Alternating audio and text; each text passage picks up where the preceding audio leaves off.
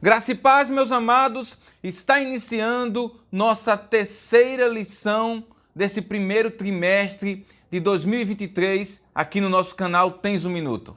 E desde já quero agradecer primeiramente a Deus por essa rica oportunidade e também agradecer a você por estar aqui conosco acompanhando esse nosso trabalho. Então, desde já, pega a tua lição, abre comigo na nossa lição de número 3, para estudarmos a palavra de Deus e vermos o que Deus tem para falar conosco nesta presente lição.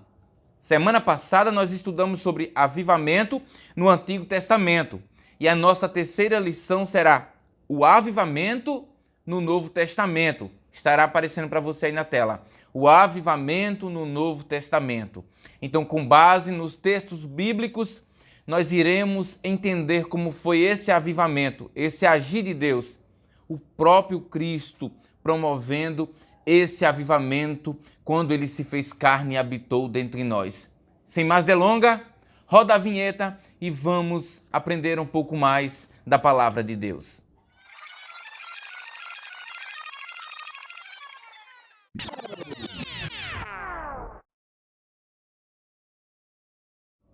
Meu amado irmão, nosso texto áureo se encontra lá em João, capítulo 4 e o versículo de número 10. O texto nos diz: Jesus respondeu e disse-lhe: Se tu conheceras o dom de Deus e quem é o que te diz, dá-me de beber, tu lhe pedirias e ele te daria água viva.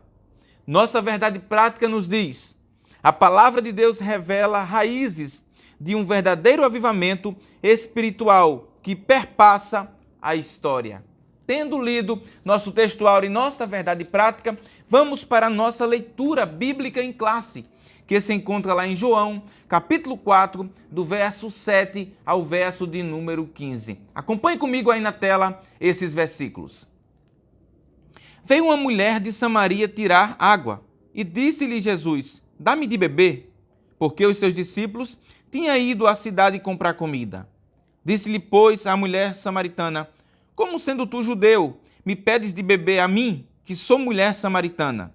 Porque os judeus não se comunicam com os samaritanos. Jesus respondeu e disse-lhe: Se tu conheceras o dom de Deus, e quem é o que te diz, dá-me de beber, tu lhe pedirias, e ele te daria água viva. Disse-lhe a mulher: Senhor, tu não tens com que atirar, e o poço é fundo. Onde, pois, tens a água viva? És tu maior do que Jacó, o nosso pai, que nos deu o poço, bebendo ele próprio dele, e os seus filhos e o seu gado?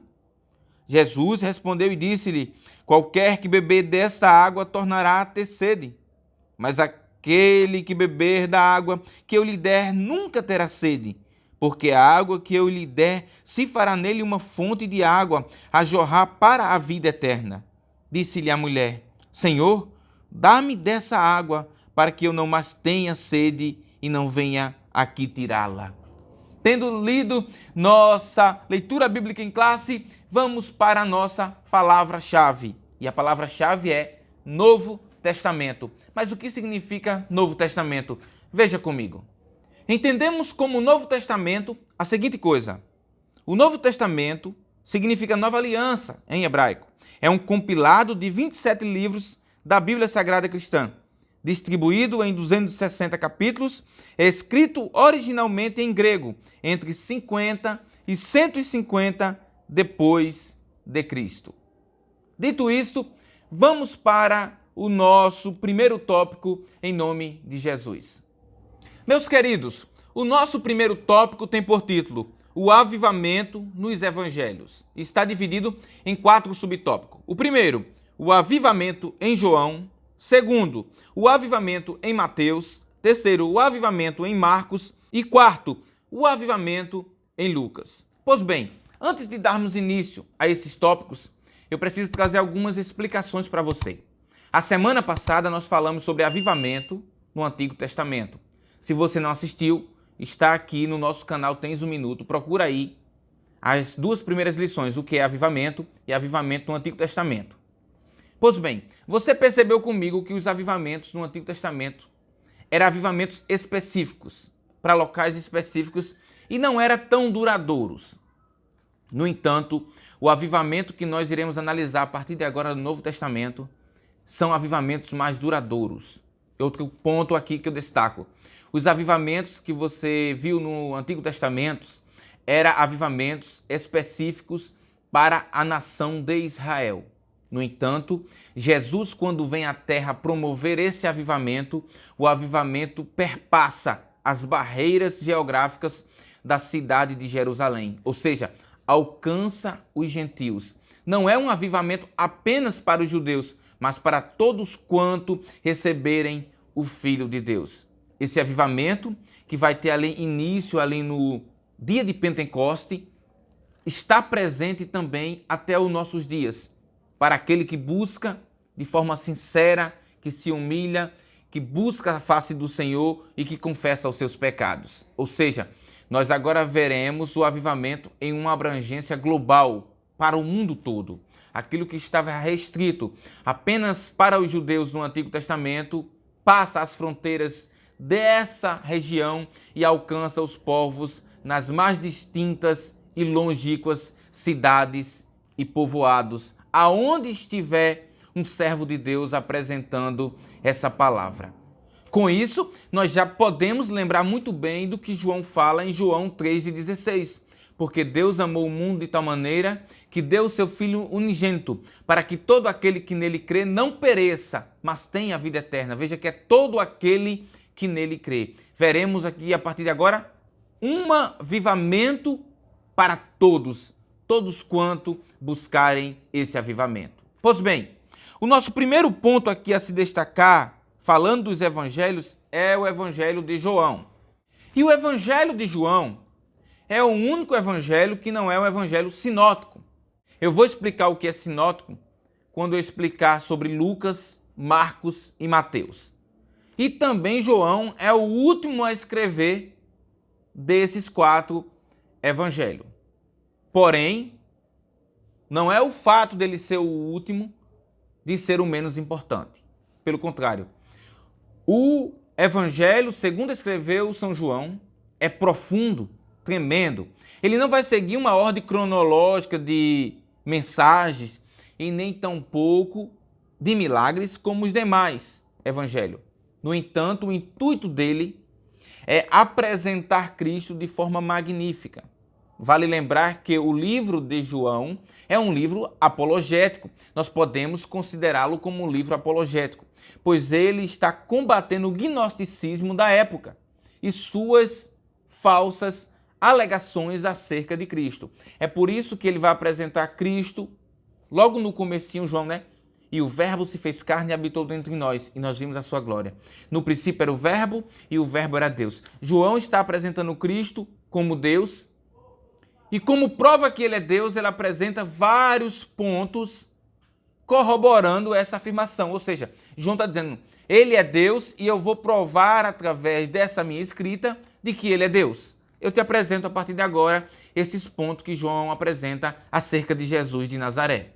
Então João vai apresentar 7 sinais que vai aparecer aí na tela para você. O primeiro, a transformação da água em vinho em Caná. Segundo, a cura do filho de um oficial do rei. Terceiro, a cura do paralítico de Betesda, enfermo há 38 anos. Quarto, a multiplicação de 5 pães e 2 peixes. Quinto, Jesus andando sobre o mar. Sexto, a cura de um cego de nascença. E sétimo, a ressurreição de Lázaro. Continuando, agora João vai apresentar 7 sermões de Jesus. E são eles, o primeiro, o sermão de Jesus e Nicodemos. Segundo, a pregação de Jesus e a mulher samaritana. Terceira, Jesus declara ser filho de Deus igual ao Pai. Quarto, Jesus declara-se o pão da vida. Quinto, o ensino de Jesus no templo causa dissensão entre os judeus. Sexto, Jesus declara-se como a luz do mundo. E sétimo, Jesus apresenta-se como o bom pastor. E para concluir essas apresentações, afirmando que Jesus é o Filho de Deus e que ele é Deus, João agora vai apresentar uma palavra que somente é atribuída a Deus. Qual é essa palavra? Eu sou. aquela mesma palavra que Deus usou quando apareceu para Moisés lá quando a sarça ardia. Então ele apresenta o seguinte: o primeiro ele diz: eu sou o pão da vida. Depois Jesus declara a sua missão dizendo: eu sou a luz do mundo. Terceiro, Jesus declara que dá a sua vida e ninguém a tira dele. Quarto, Jesus declara que é o bom pastor. Eu sou o bom pastor. Quinto, Jesus declara que é a ressurreição e a vida. Sexto, ele promete o Consolador. Ele diz: eu rogarei ao Pai e ele vos dará outro Consolador para que fique convosco para sempre. E sétimo, Jesus declara-se a videira verdadeira. Então, diante desses pontos, o Evangelho de João apresenta quem é o Salvador, quem é Jesus. Que evangelho maravilhoso! Espero que se você ainda não leu, você tenha o privilégio de ler não só João, mas todos os demais evangelhos. Amém? Vamos para o nosso segundo subtópico. Meus queridos, o segundo subtópico fala o avivamento em Mateus. E Mateus é escrito ali cerca de 60 depois de Cristo e se destaca com a expressão reino de Deus, reino dos céus. A palavra rei está em muito destaque. Lembre-se, Mateus vai escrever para os judeus. E os judeus, você sabe que é um povo preconceituoso, um povo detalhista. E você pode perceber que Mateus, quando escreve, ele escreve trazendo Jesus como esse rei, descendente de Davi. Mateus faz parte desses sinóticos também. E quando ele está falando sobre Cristo, ele dá evidência, você começa a entender um pouco Mateus quando você verifica a genealogia. É uma genealogia atenta, buscando ali a linhagem de Davi até Cristo. Diferente de Lucas. Lucas, quando vai apresentar a genealogia, ele não está preocupado, ele apresenta lá desde o início, até o tempo de Cristo. Mas Mateus sabe qual é o público dele, conhece o público dele, então ele escreve aqui apresentando Jesus como esse rei, como esse leão da tribo de Judá. Ou seja, aqui Jesus é apresentado como essa autoridade que o mundo estava aguardando, os judeus em específicos estavam aguardando. Porém, como João falou, ele veio para os seus e os seus não o receberam. Como assim? O rei que nós estamos aguardando há tanto tempo, em vez de vir montado num cavalo bonito, vem numa jumentinha. O rei que nós esperamos, ele não tem na sua cabeça uma coroa de espinho, e sim uma coroa cheia de glória, de ouro, de pedras preciosas. Essa era a expectativa do povo judeu. Mas Jesus veio quebrar essa expectativa deles. De que forma? De forma humilde, nascendo numa manjedoura, nascendo em um local onde ninguém esperava que o Rei dos Reis e Senhor dos Senhores iria nascer. É dessa forma que Mateus apresenta Jesus. Com isso, vamos para o nosso próximo tópico. No Evangelho de Marcos, Jesus agora é apresentado como servo, o servo fiel. Pois bem, se João escreve para a igreja, Marcos vai escrever para os romanos, segundo os estudiosos do Novo Testamento. E qual é o intuito? Você sabe que Roma entende muito de servo, até porque todas as nações estão sob o domínio de Roma.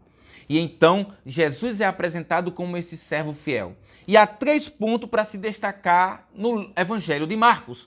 O primeiro ponto a se destacar é que Jesus é apresentado como servo vencedor.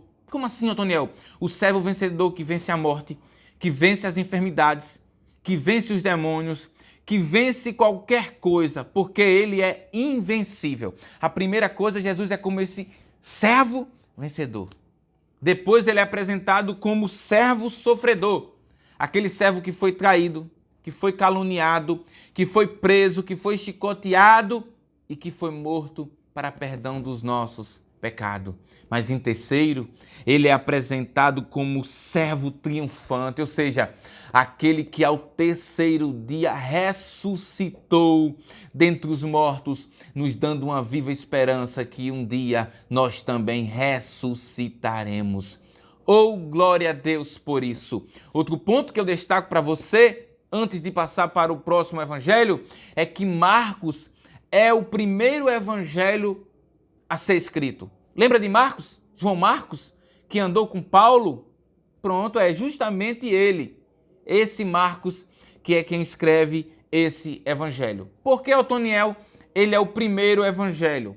Quando nós analisamos o Novo Testamento, nós percebemos que tanto Mateus quanto Lucas vai usar Marcos como fonte bibliográfica. Marcos ele é mais restrito, escreve pouca coisa, porém ele é mais sucinto, mais direto na sua mensagem. Você vê que Mateus pega um pouco de Marcos e mais um pouco de estudo e acrescenta no seu repertório e na sua escrita. Lucas vai pegar um pouco de Marcos, vai pegar de Mateus e mais a pesquisa de campo que ele faz ali com os discípulos, com a mãe de Jesus, e nós temos então Lucas agora um apanhado muito grande e com muitos detalhes. É por isso que Lucas, fora João, é o livro com mais detalhes acerca da vida de Jesus Cristo. Com isso, vamos entender um pouco agora sobre avivamento em Lucas.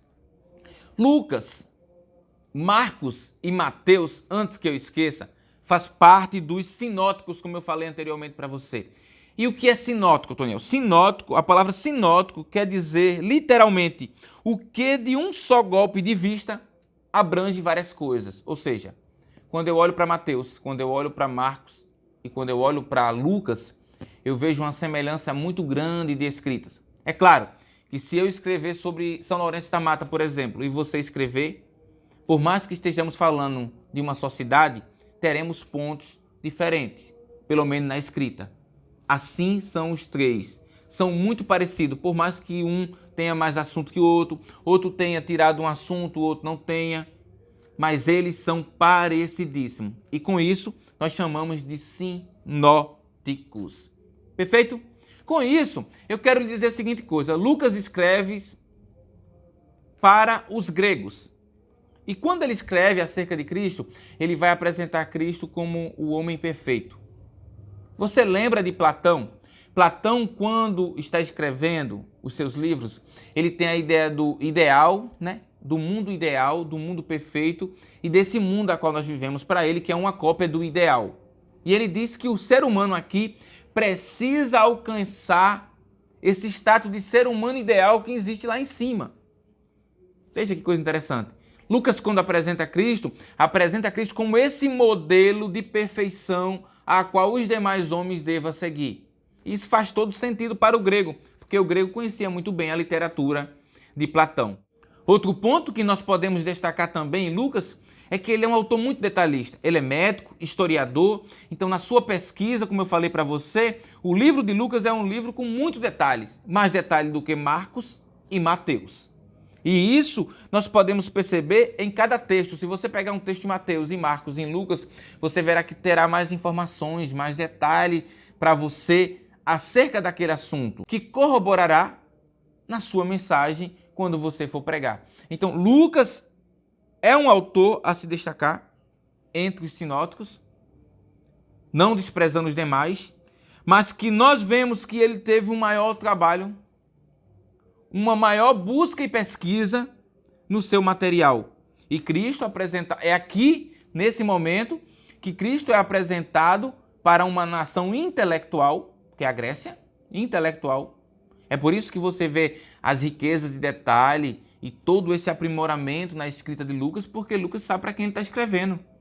Ele sabe que o público-alvo dele, a qual será direcionado esse evangelho, é um público exigente. Então, ele se faz entender aquele povo escrevendo de um modo que ele entenda e que o povo consiga entender quem é Cristo. Que coisa maravilhosa! Veja que esses escritores, inspirados pelo Espírito Santo, eles escrevem de forma correta, para o público correto, no momento correto. É por isso que nós sempre falamos do cristão, na nossa atualidade, sempre se atualizar, estudar, pesquisar, buscar se aprofundar nas coisas do Senhor e na sua palavra para poder ensinar e passar o evangelho com clareza para o seu ouvinte. e para que dessa forma eles possam entender e compreender a mensagem da cruz de Cristo e assim aceitá-lo como único e suficiente Salvador da sua vida. Nosso segundo tópico tem por título o avivamento nos Atos dos Apóstolos. Está dividido em dois subtópicos. O primeiro, o avivamento na igreja primitiva e a descida do Espírito Santo. Pois bem, o livro de Atos dos Apóstolos, como a maioria dos autores consideram, é de Lucas. É uma continuação, quando ele narra ali no seu evangelho por nome Lucas, a trajetória de Cristo. E a conclusão se dá em Atos dos Apóstolos. Então, Atos é a conclusão dessa narrativa dele. E em Atos dos Apóstolos, por mais importante que seja aqui, eu quero destacar para você, é o único livro que não tem conclusão. Como assim, Antoniel? Porque narra o começo da história da igreja. E eu e você fazemos parte da história da igreja. Esse livro só se encerrará no dia que Deus levar a sua igreja, arrebatá-la para a glória. Então, fazemos parte, estamos dando continuidade ao livro de Atos dos Apóstolos. Pois bem, o avivamento na igreja primitiva. Jesus, antes de subir aos céus, de forma rápida aqui nesse subtópico, ele faz a promessa aos seus discípulos e diz a eles que eles esperassem em Jerusalém até que do alto eles fossem revestidos da glória de Deus. Dado alguns dias, então, a glória do Senhor desce sobre eles e eles são revestidos da glória do Senhor. Então aqui nós estamos vendo agora o maior avivamento de todos os tempos. Um avivamento que nós percebemos na descida do Espírito Santo, em que esses apóstolos estão agora cheios. Não só cheio, como transformado. Nós vemos isso no primeiro discurso de Pedro. Nós vemos um Pedro diferente, um Pedro cheio do poder de Deus e apresentando, olha, essa profecia aqui é um cumprimento desde 1835 a.C., quando Joel, no capítulo 2 e o verso 28, fala que Deus derramaria o seu Espírito Santo sobre toda a carne. Então, tudo isso que vocês estão vendo aqui, se cumprindo hoje em Atos dos Apóstolos, é uma promessa que Deus fez lá no tempo antigo. É o maior dos avivamentos e o primeiro no Novo Testamento, que dará início a tantos outros, não só em Éfeso, não só em Antioquia da Síria, mas em todos os lugares aonde a Igreja de Cristo buscou por esse verdadeiro avivamento. Com isso, vamos para o nosso terceiro e último tópico. Nosso terceiro e último tópico tem por título o avivamento nas epístolas e no Apocalipse. Está dividido em três subtópicos. O primeiro, nas epístolas paulinas. Segundo, nas epístolas gerais. E terceiro, no livro do Apocalipse. Pois bem, meu querido, Paulo, como nós sabemos, era um perseguidor a priori do povo de Cristo. Mas quando tem um encontro ali, a caminho de Damasco, que Deus transforma a sua vida, Paulo se torna uma máquina, por assim dizer, na pregação do Evangelho, implantando igreja. Um missionário nato, que Deus usou para pregar em meio aos gentios. Para você ter uma ideia desse legado, dos 27 livros que nós temos no Novo Testamento, 13 é do apóstolo Paulo. As 13 cartas são do apóstolo Paulo. Você pode ver que a maioria é dele. Um legado que ele deixa para a Igreja de Cristo, tendo como ponto alto a carta aos Romanos. Meu querido, dito isso, nós entramos nas epístolas gerais. E são elas 8 epístolas. E aí são abrangentes para todo o público, mas também com muito assunto e também com muito conhecimento para a Igreja de Cristo. Vale ressaltar que essas epístolas gerais, que são aquelas epístolas que foram transitando, que não teve um local específico para si, estão entre elas 1ª, 2ª e 3ª João, está Judas, está 1ª e 2ª Pedro, e tantas outras, né? Ao todo são 8, mas eu apresento aqui só essas para você e coloco na tela os demais aqui para esse vídeo não ficar tão longo para você. Por último, nós temos o avivamento que deverá ser o último avivamento, que é o de Apocalipse. Depois da grande tribulação, depois que a Igreja de Cristo estiver lá em cima, subir. O autor da revista diz que o período do milênio será o período do maior avivamento. Ele diz o seguinte: ele dará fim à grande tribulação e implantará gloriosamente o seu reino milenial. Nesse dia, o mundo viverá o maior e o último avivamento da história. Com isso, eu concluo a nossa terceira lição, falando sobre avivamento no Novo Testamento, sabendo e tendo em mente que tinha muito o que falar para você, mas o nosso vídeo ficaria muito longo se eu me detalhasse. Se você quiser mais algum material, entre em contato conosco pelo nosso Instagram, que estará aparecendo aqui para você, ou pelo nosso Facebook, que eu enviarei para você livro, material, artigos, para que você possa se aprofundar nesse tema do Novo Testamento. Com isso, eu agradeço a Deus mais uma vez por essa oportunidade e por você que ficou conosco até esse momento. Forte abraço e fique na paz.